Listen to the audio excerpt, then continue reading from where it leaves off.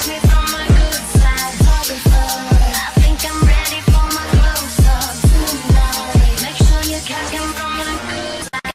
up, y'all? It's Mikeya. So I'm going to be talking to you guys about these tips that I've learned along the way of making my own wigs, crochet wigs at that. And I created this piece, this unit today. It's just cute. I never had a twist wig before and I'm so happy about it. It's cute. You know, I'm not thickening her up a little more of the part, but you know, other than that, she's really, really cute.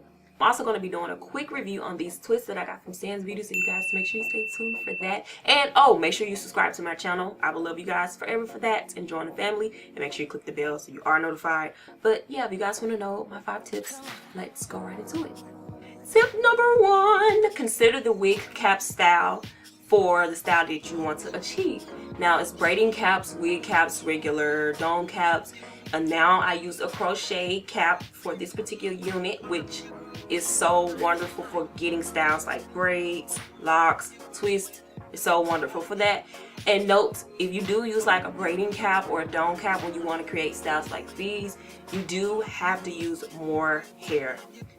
Do remember that. And it also makes the wig bulky. Just have that in consideration when you want to create a particular style that you want. Tip number 2, work randomly around the wig to help guide you, and using the hair sparingly and filling where needed, and trying to be very careful not making the wig bulky or look wiggy. That's the term I'm gonna put for it, wiggy.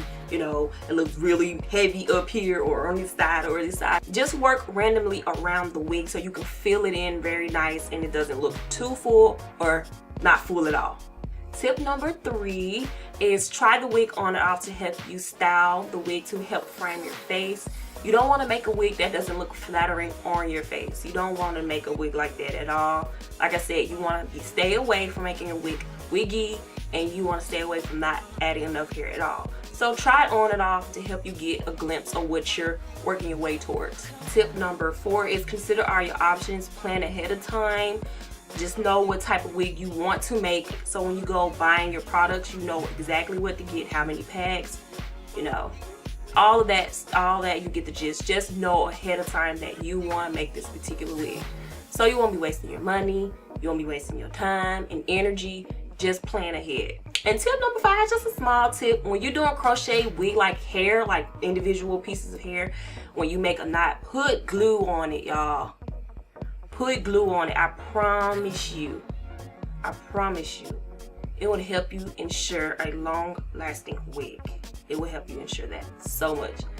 I do this all the time. I'll put it in someone's head, or if I'm making a wig, I glue the knots. You don't want them to come down. That's just my tip. You know, makes my wigs last so much longer. I don't have to deal with the knots coming down. Oh my God, it's just, yeah. Okay, y'all, this is the unit that I made from the hair that was sent to me. I really like how it came out. I was so scared that I wasn't gonna have enough hair. But like in my tips, I tell you guys, work sparingly so you know that you're gonna use all your hair and you don't need any more or less or whatever.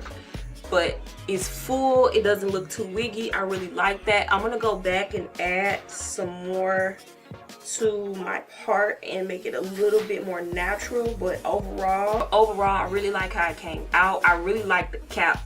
I saw this cap around YouTube and around in the store, but I never like thought about using it until like I started making this wig, because when I started initially making this wig, I was using a wig cap and I was like, no dude, get that crochet cap with the big holes in it, let's go. And y'all, I did this wig so quick. Like I made this unit in like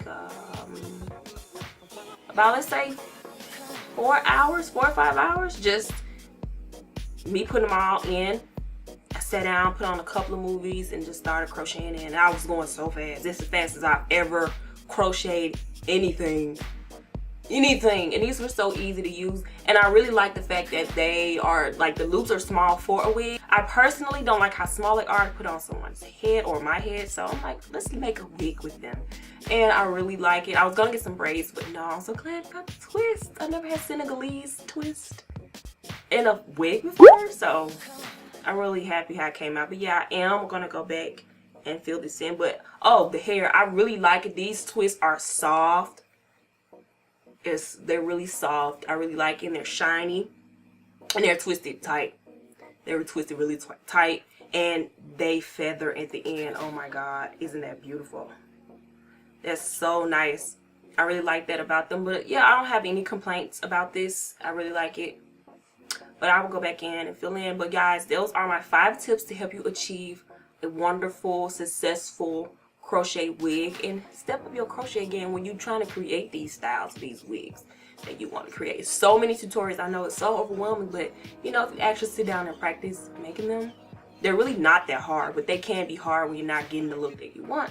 But yeah, thank you, Samsbeauty, for sending me these wonderful, wonderful twists, and thank you guys so much for tuning in today, and I will see you guys in my next video. Peace.